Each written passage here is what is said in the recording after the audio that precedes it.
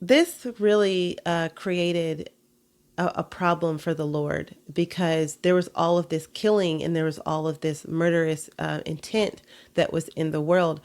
Man was striving to learn the things that these angels then came to teach them. They were no longer trying to look for and strive for the knowledge of the Heavenly Father. They were striving for the knowledge of what these angels. So what happened was is that about 200 angels came down and landed on a mountain. I believe it was called Mount Sinai. And they landed on these mountains and they began to procreate with the humans in that region. This created giants in those regions, and the giants became men of renown. Now, there are other books that do describe a little bit more in depth. I will put in like a clip of those, so it can be the book of Adam and Eve, and it can be the book of or the book of Jasher.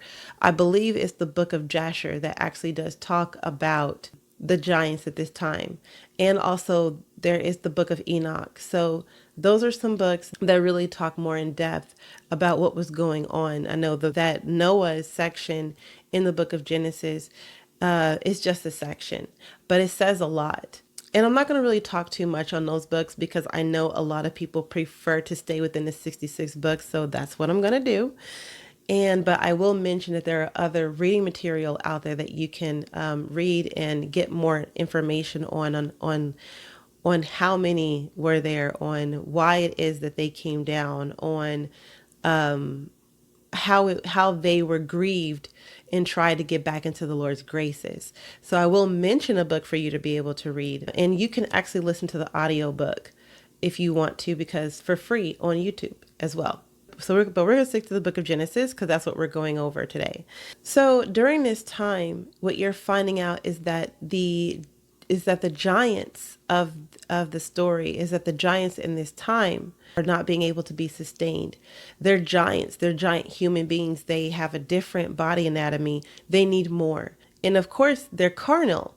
So then they become well, they become very worldly and they become very fleshly, and they begin to eat and devour so much of the world. This was not supposed to be what the world was intended to do.